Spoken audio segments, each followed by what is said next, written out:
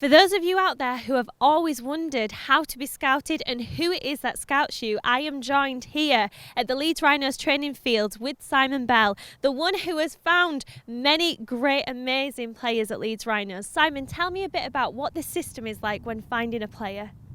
It's changed massively over the last few years. It now all revolves around recruitment at the end of year 9, under 14. So there's myself, Steve Fox and Barry Evans are watching players playing community games from under 12 through to under 14s. We're building a database looking to identify players that have the attributes that we think will make a good Rhino. To then at the end of year 9 we're looking to recruit 20 players into our scholarship under 16s. So it's like a 2-year journey of us trying to identify the players with the most potential to make a Rhino when they join us in our academy under 16s at the end of their year 9. And what are those characteristics? For those people out there that are dying to be a Rhinos player, what characteristics are you looking for in them? It changes. We have certain criteria regarding positions. Obviously we're looking for players with speed and agility for certain positions, real good rugby players, a natural ability to make good decisions on the pitch. We're looking for good rugby players that have physical attributes that fit the characteristics that we require for each individual position. So that you can build up the rest and train them and do whatever else you need to do. Yes, it's a case of then developing them and let them fulfil their potential, whether that's as a standoff, a winger, a fullback, a prop forward. They might not, as they grow, obviously at 14 they've got a massive amount of growing to do, and the smallest kid at 14 might be the biggest kid at 16, 18, 19. So we look for certain characteristics that will fit what we want and let them evolve into what they're going to be. So thinking about the people that you have already chosen, your success stories, I know we were saying off camera about Jordan Lilly and Ashton Golding. Tell me a bit about what you found in them when you were scouting them and how they've developed to where they are today. They've both got very different attributes, but they're both good rugby players. I mean, Ashton and Jordan, obviously Ashton's very different physically to what Jordan is. Jordan's a really smart rugby player who's developing all the time, but they've shown different. Physically, Ashton was different. He was a bit special as a junior coming through. He showed great pace and he's developed a lot from being in the system. So he first joined us as a 15-year-old. At 20 he's now playing first team regularly. So in 5 years he's evolved massively as a player and as a person. So in part 1, Simon, we were able to talk to Ash Hanley, one of your protégés. What do you think, where's his potential? What do you think about Ash? Ash come through our system. He joined later than most. He didn't join while he were in his under 16 year, so he come in from left field as such. Most of the players his age group were already in the system, so he come in later than most of them, and actually has probably gone on to do better than the kids that he joined later. Jimmy, your route was totally different in being scouted for Leeds Rhinos. Can you tell us a bit about how you were scouted? I took a bit of a different route into rugby league from the usual one from an early age. I was a bit later down the line. I was obviously playing at Leeds Met University, and the coach we had there was Paul Fletcher, and he'd coached and played at Leeds earlier in his days, and he got in touch with Bob Pickles, who was the scout at the time at Leeds, and he came and watched a couple of my uni games, and it went from there really. So you started out as a fan, usually in the South Stand, you'd watch the players. Did you ever think that you would be playing professionally one day yourself?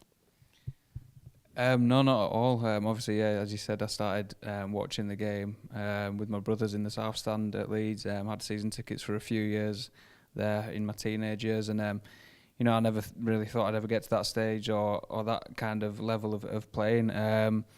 So to finally get there when I did, a bit later down the line, it was a bit of a surreal moment. Obviously going in to the changing rooms and training with players that I'd watched previously, so it was a bit surreal then. But obviously got used to it now, and it's been good fun. So to go from being a fan of those players to then going in the changing room, playing with them, how did it feel lifting the cup with them? It was another surreal moment. Obviously the 2015 grand final that I was part of was absolutely awesome and a fantastic way to end, the careers of 3 legends of the club who I'd obviously previously watched, and to be up there alongside them lifting a trophy was an amazing moment for me, definitely. So you started playing rugby league quite late, and now obviously you're a professional rugby player. What advice would you give to those out there that would love to be in your situation, in your shoes? What advice would you give to them?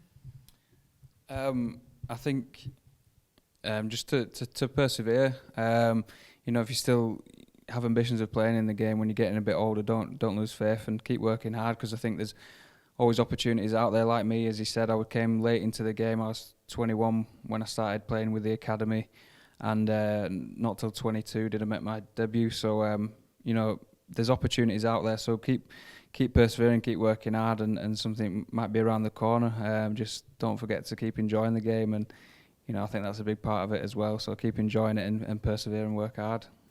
I'm joined by someone extra special today. That is the man who is responsible for all the golden generation at Leeds Rhinos here. I am joined by the one and only Bob Pickles. Bob, tell us, how did you get into being the person that chose people such as Kevin Sinfield to come and play at Leeds? Well, I've been a rugby league man all my life since a 9-year-old, so it's been part and parcel of me, and I love the game. So when the time came that I was finished playing, I was coaching and carrying on, and I came down to Leeds with a few young lads at the time when Dougie Lawton was coach here, and we got talking. He was an old friend of mine, Dougie, that I'd known from playing days, and he asked me to do a bit of coaching and scouting, because at the time the academy system was just starting.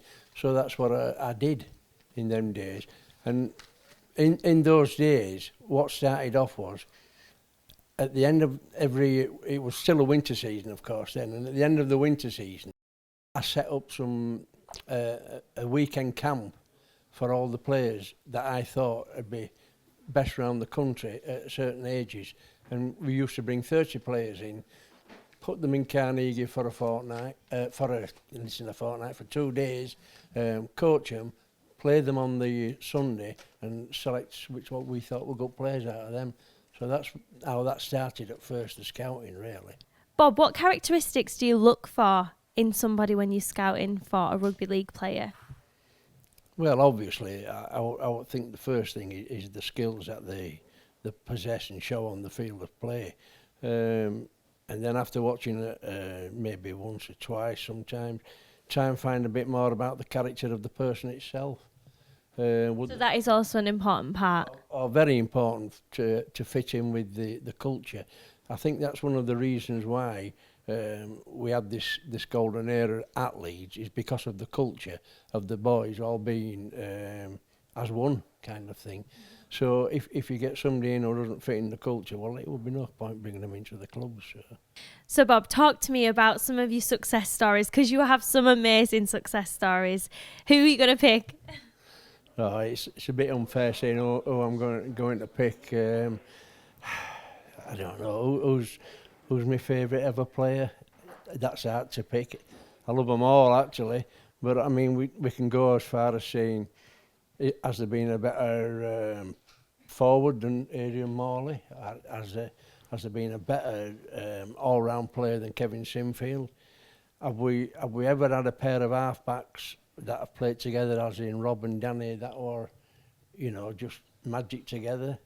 Then we even up to today, Callum Watkins, who I still think has potentially got the chance to show that he's the best centre in the game. So they're a few. And you're all responsible for them. Yeah, I did bring them all in, so yeah, I'm responsible, yeah. And who do you think is going to be the next captain of Leeds Rhinos? Who would you think, if you were choosing who it's going to be? It'd be out and out Stevie Ward. And why is that? Just because he's got the right attitude about it all, and he's a top class player. There's no doubt about that. He'll be a leader for the next 10 years, hopefully, at Leeds Rhinos, and I'd like to see a succession of players come through with him and repeat again, if possible, what's happened in the previous years.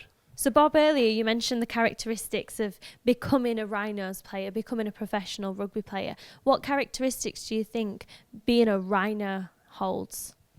Well, first and foremost, obviously, having a love for the game of rugby league, and then we've just built. Along comes a person, and you can't say immediately that he is that character that fits in. You must test that out first, and they've come in, and everybody then falls into the Leeds Rhinos way of thinking, way of acting, way of working, good work ethics, everything like that.